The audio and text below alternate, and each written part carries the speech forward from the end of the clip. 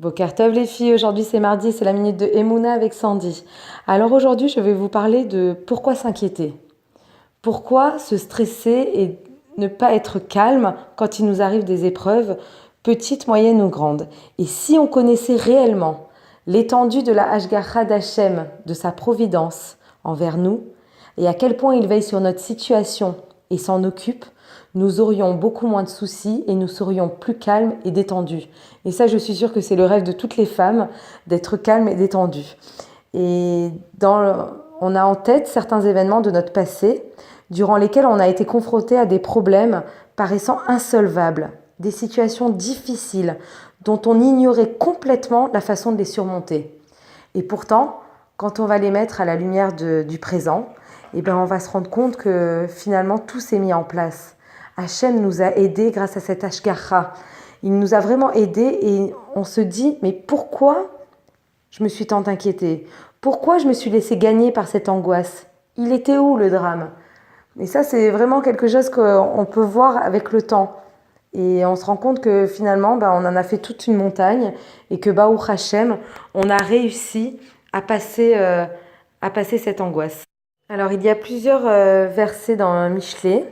Et il fait encore nuit quand elle est déjà debout, distribuant des vivres à sa maison. Littéralement, ce verset, il adresse des louanges à l'épouse et à la mère dévouée qui se lève de bon matin alors que le jour n'est pas encore levé pour prendre soin de sa famille. Alors, il existe néanmoins une autre interprétation de ce verset.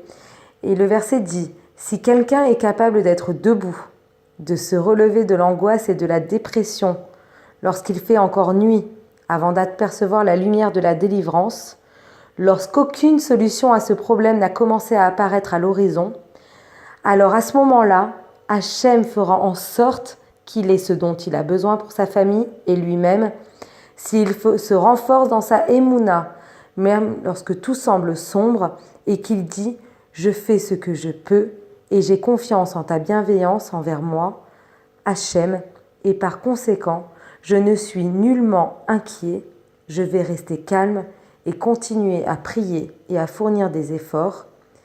Et à ce moment-là, il sera témoin de la providence d'Hachem et de tous ses besoins, et tous ses besoins seront satisfaits. » Alors c'est vraiment des phrases et des versets qui sont très très forts, qu'il faut vraiment que nous arrivions à mettre en application, surtout nous les femmes.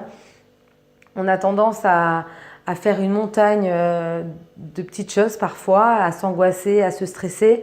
Et c'est ça tout le but du travail qu'on fait depuis plus d'un an maintenant, Baruch Hashem. Tout ce travail-là, c'est de vraiment intégrer que tout ce qui fait Hashem, c'est pour le bien. On doit vraiment avoir confiance et nous remettre entièrement dans ses mains. Bien sûr qu'on a notre ishtadlout à faire, comme on en a déjà parlé. On doit faire nous le maximum, mais après on sait que rien n'est entre nos mains. Et ça, c'est vraiment quelque chose qu'on doit vraiment intégrer. Et vraiment, j'espère que ça va vous aider à voir les choses autrement et encore à travailler votre émouna. Voilà, donc je vous souhaite une excellente journée. Je vous embrasse toutes.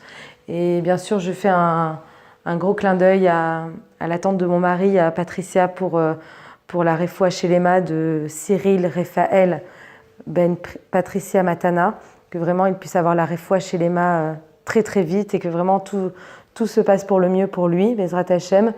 Et bien sûr, ces audios sont dédiés Leilou Nishmat, Charlène, Sarah, Chaya, Bat Gabriela, Zatzal. Je vous embrasse et à très vite.